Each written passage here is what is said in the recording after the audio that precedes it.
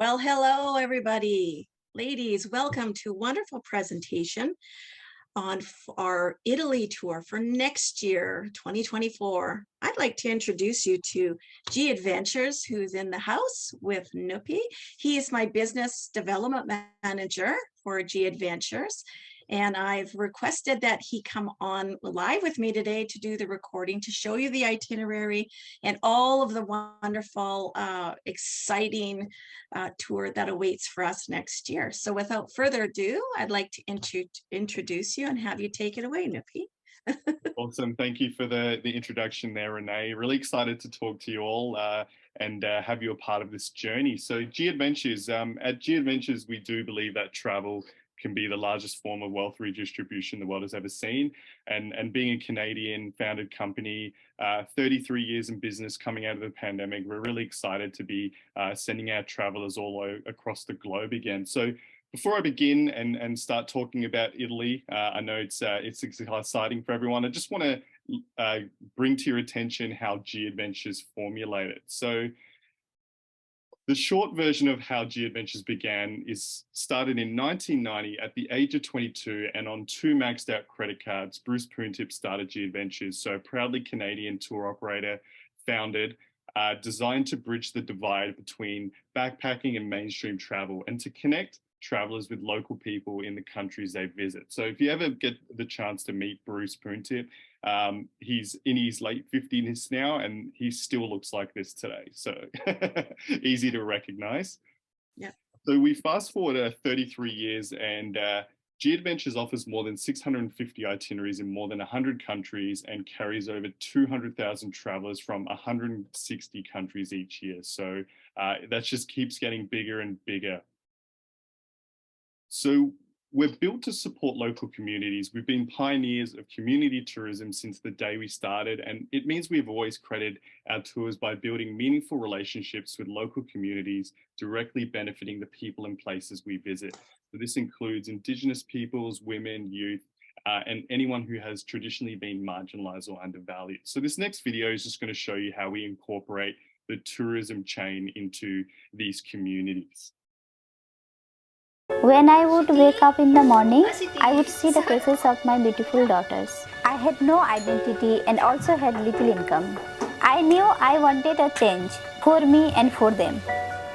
There were many fears. What would people think of me? Was it safe? But I knew this was a great opportunity. When they came into Azad Foundation, the way they talked, they hardly talked, some of them, the way they looked, the way they thought about themselves has changed completely to women who are now so confident, so sure of how they've been able to help their families. Women on Wheels is a social enterprise that provides livelihoods as professional chauffeurs to resource-poor women, and on the other hand also provides safe and alternate transport options to women users of the services. I learned to drive, I learned self-confidence and English, I learned about women's rights. G Adventures believes in responsible tourism. They have a lot of women clients who come into India to travel. They were looking for safe transport options for the women who come into India. They have supported us in terms of bandwidth, in terms of fleet size and the work that we are doing so that we can become a stronger organization. Now I work full-time for Women on Wheels. I enjoy talking with the travelers. They feel safe with me. I now have courage and confidence in myself. I hope women everywhere pursue happiness and freedom. Now when I see the faces of my daughters, I know everything is going to be fine.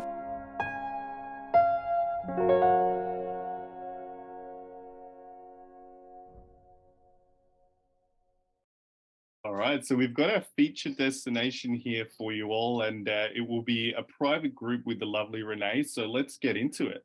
So Italians love to surround themselves with beauty, and it really does show. A more fitting country could not have been designed by Michelangelo himself. From medieval hilltop towns to sun-drenched Mediterranean islands, Italy is truly sublime. Icons are so numerous, it's difficult to choose. Some are entire cities like Venice, Florence, and Rome. They're works of art themselves. And Italy has played host to arguably the greatest collection of art architecture and artists the world has ever seen. So Italy, you might have not known, but Italy is home to more than any UNESCO World Heritage Site than any other country in the world, which is really unique. So there's plenty to see in terms of architecture, and education was once considered incomplete until like one spent time in Italy. So today this tradition continues as visitors from around the world come to surround themselves with this beauty and immerse themselves in La Dolce Vita. Viva Italia.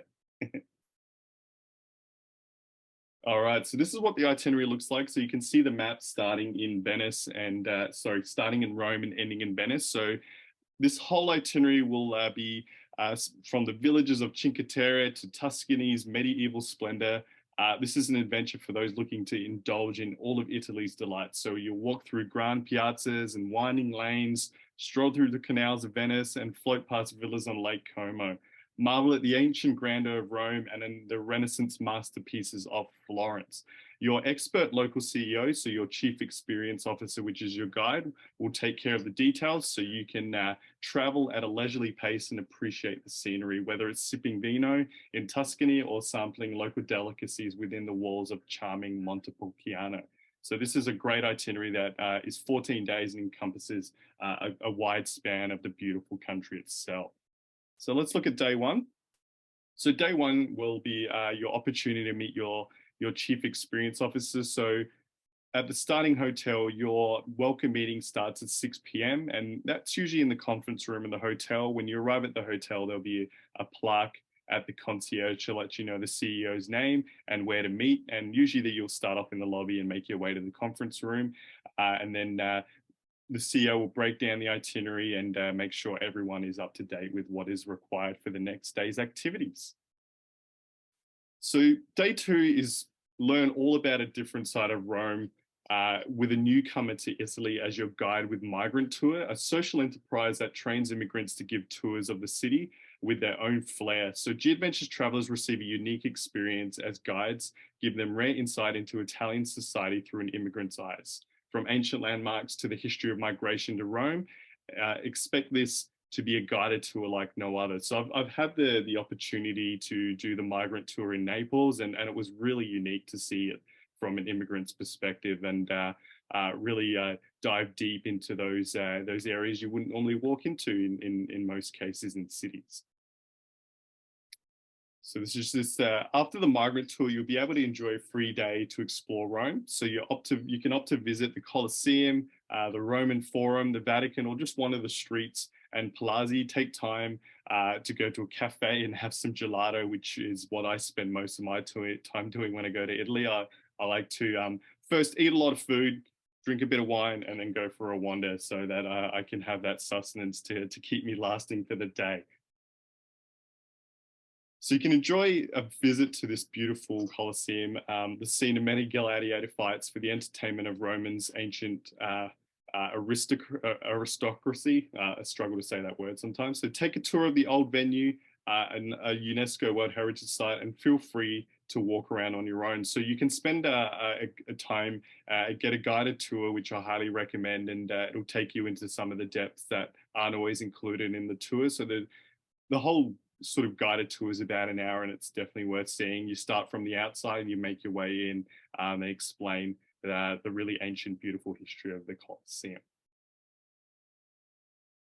And then while you're here, like, why not rent a Vespa and take to the streets for a food tour? So I myself don't have the best eyesight, so a Vespa for me would have to be driven by someone else while I hold from the back, but definitely recommended to really see the nooks and crannies of the beautiful side streets of Italy and make your way to some of the local cafes and beautiful artisans across the roads. So the Vespa is a really recommended way to explore the city. So now we get into day three where we travel to Montepulciano. So this is the heart of the Tuscan countryside. Explore the medieval and Renaissance hill town with the orientation walk. So as you can see, you'll start in the middle of the beautiful township and make your way around.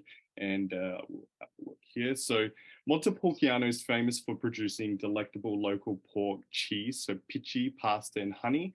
It is also a major wine producing area, so you can take in the stunning vistas, wander cobbled lanes, or opt to sample the local delicacies in the small family-run establishment. So as you can see, it's just a beautiful place to be. Sort of the town meets beautiful countryside. So you can spend the day in the Italian countryside, and the famous wine producing region is the perfect place for an optional vineyard tour and wine tasting.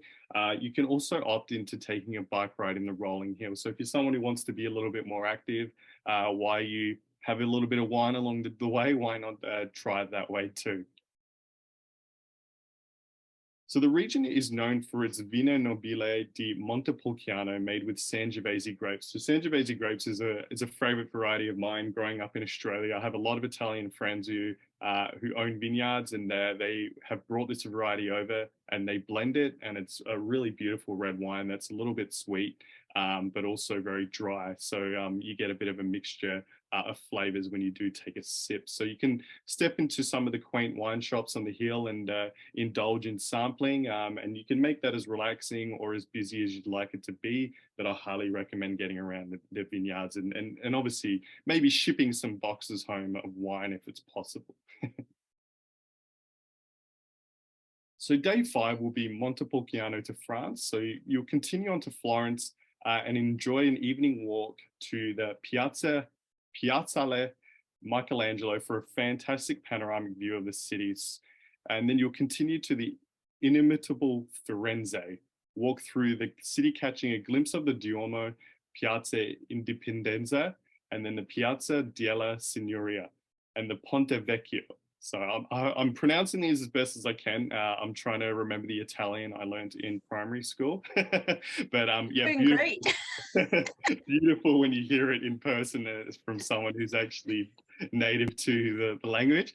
And then you'll continue to the Piazzale Michelangelo for the most famous and photographed vista of the city. So just a lot to do in terms of architecture. So I highly recommend, if you want to, bring a GoPro, because you get that extra fisheye lens. So when you're standing underneath these beautiful buildings and architecture, it's really nice to get that scope. So if you have a phone that has a good wide angle, you can get these really cool photos as you're seeing in the pictures. So day 6 is a free day, so the choices are honestly endless. So you can opt to visit the Duomo, the Galleria dell'Accademia, the Uffizi Gallery, the medieval Ponte Vecchio, or the Medici Chapels. So these are just to name a handful. And when you're there in destination, your guide is local. They've grown up in the region that you're traveling to. They'll give you ideas outside of these too, and obviously take you off the tourism areas if you want to explore something a little bit more local with the locals.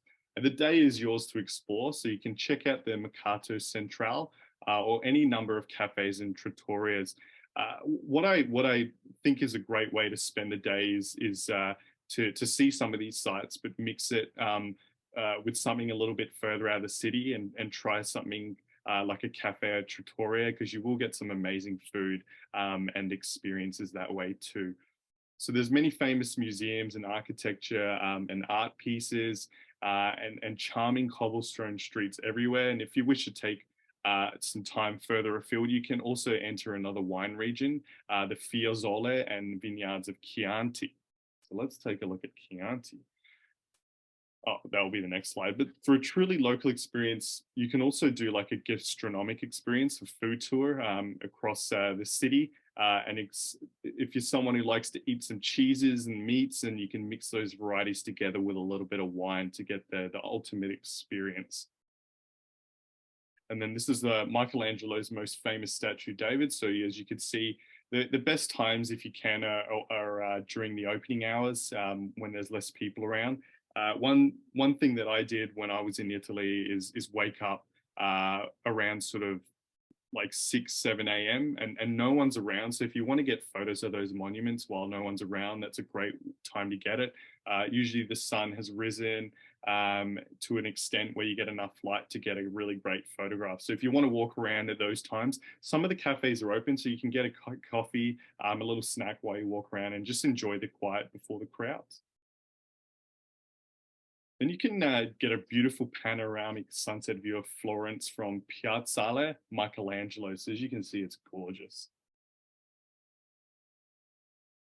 So day 7 is a trip to Siena. You can enjoy a leisurely day trip to this vibrant, beautiful city of Siena and do a little orientation walk around the medieval city with the CEO before you can opt into visiting some of the architectural sites. There are the names that I'm going to try and say to you are quite long, so forgive me.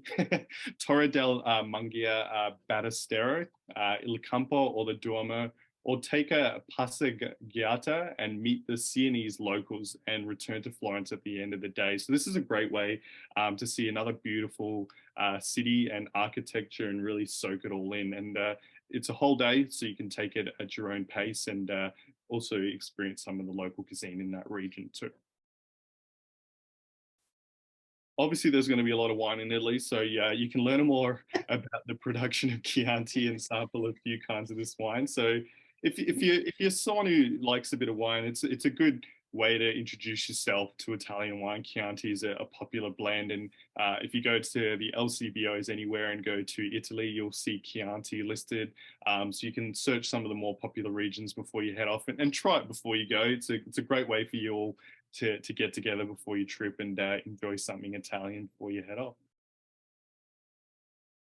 So you'll also visit the Piazza del Campo, the main public square in the center of Siena. So one of the best examples of the medieval European squares. As you can see, it's quite ancient looking and medieval style. The Torre del Mungia is in the center of the shell-shaped plaza and is worth climbing for the beautiful views it affords. And twice a year, the tiny square is transformed by the ancient Palio horse race. So I don't know when that exactly is, but either way, when you spend time there, it's a beautiful place to get another great view of a gorgeous city. So day 8 will be Florence to Cinque Terre, and you'll visit the Pisa en route to the coast. So you can settle into the colorful, charming town in Cinque Terre. So as you can see, this picture is absolutely gorgeous and is one of my favorite coastal cities to send people to. And I live vicariously through many people who've traveled there. And then you'll head by train to Pisa. So I'm going to show you a photo. Everyone has their own way of capturing this monument, whether you want to be pretending you're pushing it or just stand in front of it and really soak it in. But we do try and get there at a time when there's less crowds, and usually we're pretty successful at that. And you'll get a number of sort of time frames to spend there so that you get that intimacy with the monument itself. And there's Instagram moment. Instagram moment. Yes, definitely. Yeah, and you can opt to spend some time at a local restaurant. You're probably getting the gist of how I like to spend my time. It's primarily eating, so I'm always looking for a restaurant nearby to try something in that region. So day 9 is Cinque Terre National Park. So the National Park Pass and daily unlimited train ticket is included. And you can opt to follow your CEO, your guide, along century-old footpaths and mule tracks leading through olive groves, vineyards, and orchids on a full-day hike, or hop on and off a train, experiencing each town on your own. Choose to rest each of the 5 villages along the way, and again, sampling beautiful delicacies in each place, such as local pesto, trying out the espressos or delicious gelato. So a really fun experience that I had in Italy is a lot of people will stand and wait for their coffee, and you will notice a lot of people lining up along the counter having small sips of espresso. That's how they do it there. They don't leave until they finish their drink. You won't see anyone walking around with coffee there. People do sit and really soak in the atmosphere while eating their food. So try and enjoy that time for yourself too. Culture, slow and steady, right? Slow and steady, exactly. Yeah. And yeah, this is a great example of the path. So this will be between Rio Maggiore and Monterosso, and again, you can opt to take the train and visit townships that way. So they'll just be like hop on, hop off trains along the mountainside. If you're someone who likes to be active, then that's also just a great way to do it. So you can see it's quite steep. So that gives you an idea of how it's laid out there. So here's a great sort of video just to show you the life passing by. So many different architectures and colors involved in Italy. If you take a closer look, you can see a lot of stairs. The way it's laid out, people do walking up and down those to get to their houses. So day 10 brings us to Lake Como, a perfectly picturesque region laden with villas and lush gardens. And you'll arrive in the late afternoon and you can start exploring the town. So absolutely gorgeous place to go. It's amazing. I haven't seen it on an itinerary, like I told you before. In Italy like this, it's fantastic, not only to get St. Terre, but also to get Lake Como in. It's a wonderful Yeah, itinerary. I know that's right up your alley, Renee, and I'm excited for you to be a part of that. Yes. So you'll set out from Cinque Terre, and that'll be a small train journey, and there'll be a few changes en route, and you'll pass through Milan, and then you'll head on to the elegant Como town, and then arrive by the afternoon. And Lake Como is it's like on the border of the Swiss Alps, so it's absolutely gorgeous mountainside and snowy peaked Alps, as you can kind of make out in that picture. But the next photo will probably give you a better example. So yeah, it's absolutely gorgeous. So day 11 will be again a full day in Lake Como, so you get that real intimacy with the town. It's a little bit quieter. It's getting off the grid a little bit more. So you'll spend a day in Lake Como with a day pass for the Lake Como boat, and you'll visit multiple towns along the shores. And you can opt to take the funicular to Brunat for a fantastic view over the area. And then you can set out by boat to explore the lake itself and the many elegant villas and towns, such as Bellagio with its shops, restaurants, and fine residences. So a little bit up class there. If you can afford something out that way, why not? In the afternoon, there is plenty of free time for soaking up the elegant atmosphere in one of the lakeside cafes or restaurants. So if the end of the day is a great way to do that, see the sunset coming over the water, and have a nice glass of Chianti or Sangiovese wine, and have some of that beautiful seafood that you'll get there. There's many like fine dining restaurants in this part of the world, so if you've budgeted for that, I highly recommend definitely venturing out and having that experience. There's some really good shops. So Italian clothing is really nice. If I'm ever going to purchase a nice suit, it's always going to be that Italian fit. So if you're someone who's looking for some nice clothes, there's beautiful boutique shops there, usually family run, and they just make great tailored outfits. So yeah, definitely a place to get that. Lovely. High couture. Yes, exactly. So day 12 will bring us from Lake Como to Venice. And I was telling Renee that Venice, I was very young when I went. So it was it's just vague memories of it, but I do remember the music scene there. They do love their jazz in Venice. So it's a great place to do a little bar hopping on the water, and get to some different bars and witness some of the beautiful local bands there. So here's just a great sort of imagery of life passing by in Venice. There's a big cruise ship there. Yeah, they don't go up there anymore. Looks very serene, doesn't it? It is, yes. Yeah, there's the morning coming up now. Yeah, gorgeous.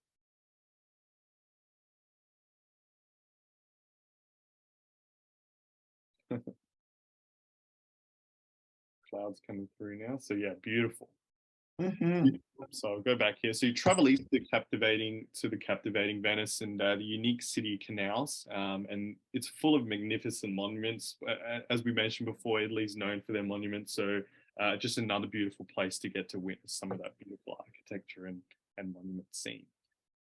So just another example of a great sort of photo here. What's this? Oops. Sorry. There we go. Hope that you can see that a little bit better. The beautiful That's color. great.